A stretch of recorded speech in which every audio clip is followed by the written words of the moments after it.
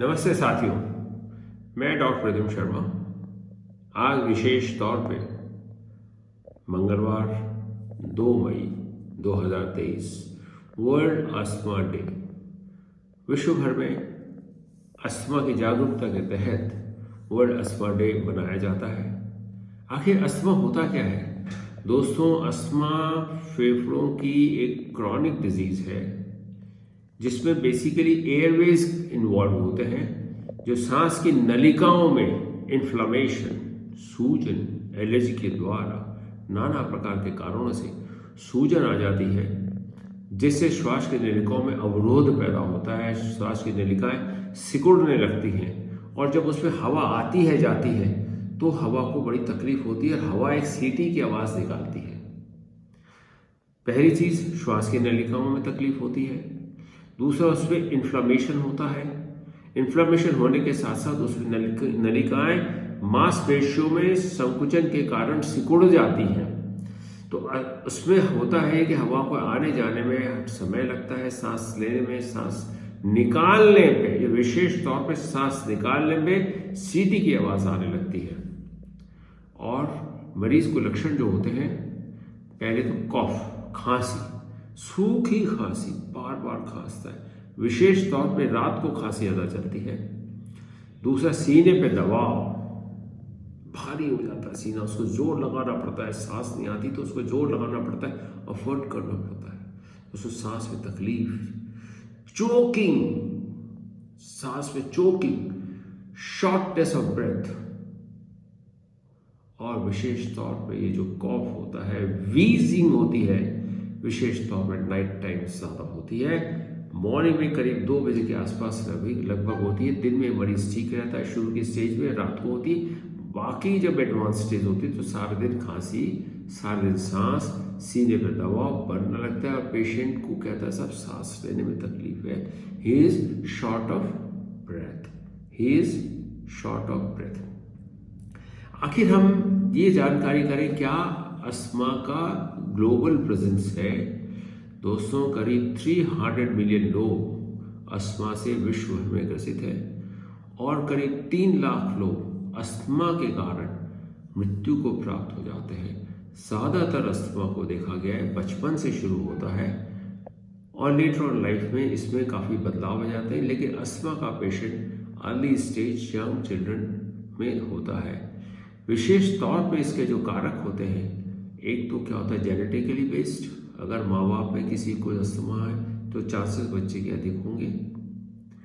और दूसरा, develop countries में, विशेष तौर पे ऑस्ट्रेलिया में, यूरोप में होता है तो अस्थमा का इंसिडेंस ज़्यादा होता है, क्योंकि अस्थमा आईजी मेजर डिसऑर्डर होता है।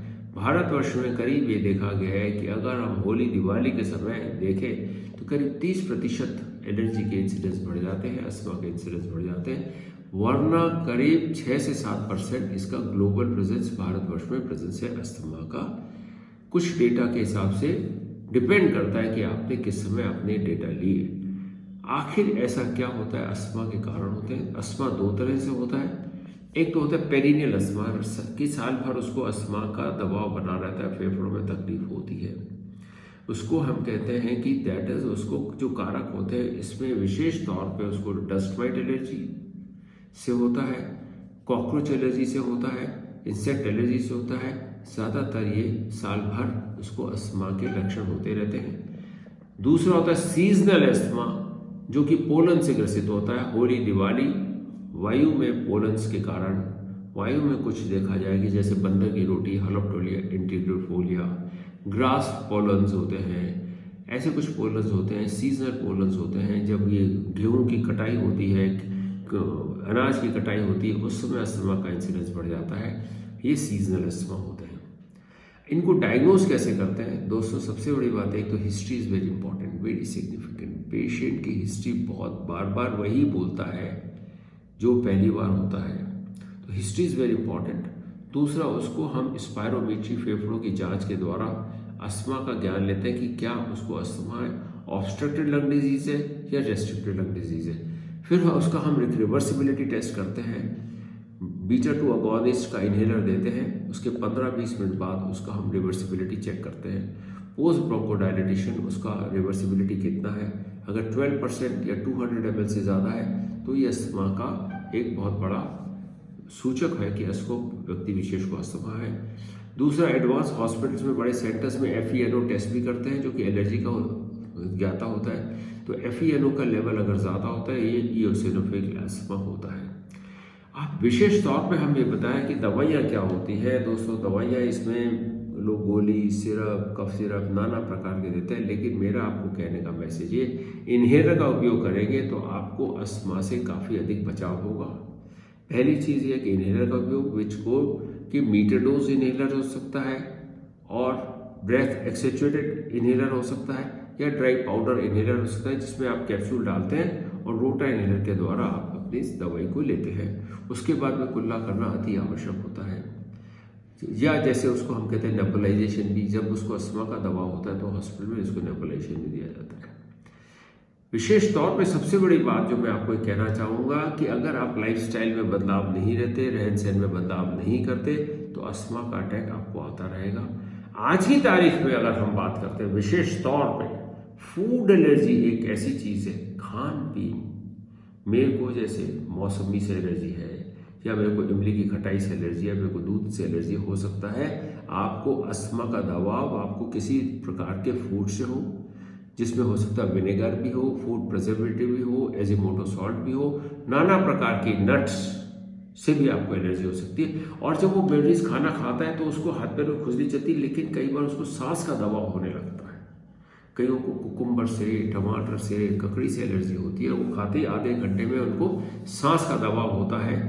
फूड प्रिजर्वेटिव्स भी उसमें आते हैं, नाना प्रकार के पैकेज फूड्स जो होते हैं, बिस्फेनॉल ए जो कि आगे वाटर बॉटल होती है, अस्थमा का एक विशेष कारण होती है।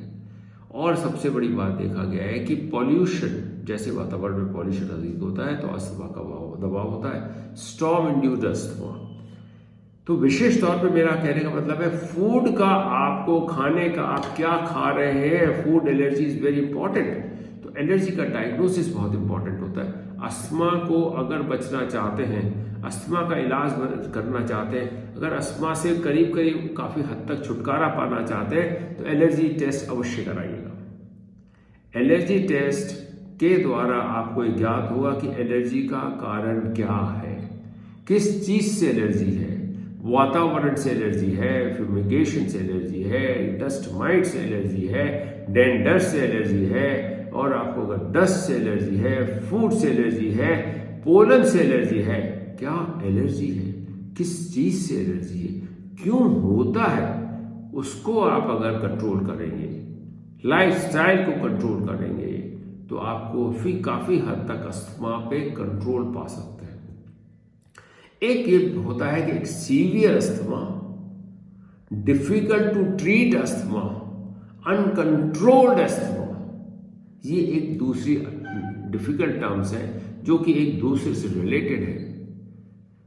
जिनका डायग्नोसिस अगर होता है, अगर अस्थमा का दबाव रहता है, तो दोस्तों आपको विशेष तौर पे श्वसन रोग चिकित्सक, फेफड़ों के डॉक्टर या अस्थमा विशेषज्ञ से सलाह मशवरा करिएगा। एलर्जी टेस्ट अवश्य कराइएगा। साथ ही एलर्जी से छुटकारा पाने के लिए लाइफस्टाइल के साथ साथ एलर्जी का टीका, एलर्जी वैक्सीन, जो कि आपको धीरे धीरे एलर्जी का जो टॉक्सिन्स लेवल्स हैं, अस्थमा इंड्यूस्ड आपको एलर्जेंस हैं, उनको न्यूट्रलाइज करता है, उनका संवेदनशीलता उसकी कम करता है, आपके बॉडी को डिटॉक्स करता है। तो उस समय वो अति आवश्यक है। तो इसको हम कहते हैं इम्यूनोथेरेपी, इसको हम कहते हैं इम्यूनोथेरेपी।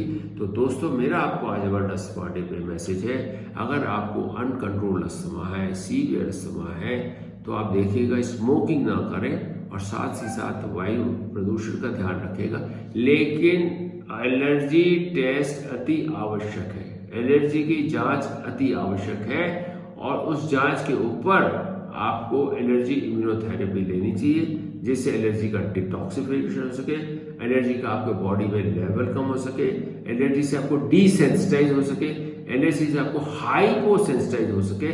और जब एलर्जी लेवल आपका कम होगा, निश्चित तौर पे अस्थमा कंट्रोल अधिक होगा।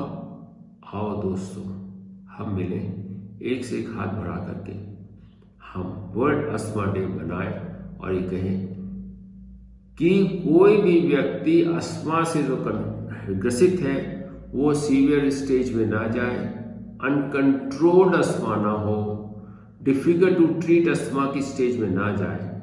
हमें उसका अस्थमा कंट्रोल करना अति आवश्यक है। मेरा आपको ये आज मैसेज है, वर्ल्ड अस्थमा डे पे हम कोशिश करें, पहली चीज कि अस्थमा से कोई मृत्यु नहीं होनी चाहिए। दूसरी बात, अस्थमा से क्वालिटी ऑफ लाइफ बहुत अच्छी रहनी चाहिए।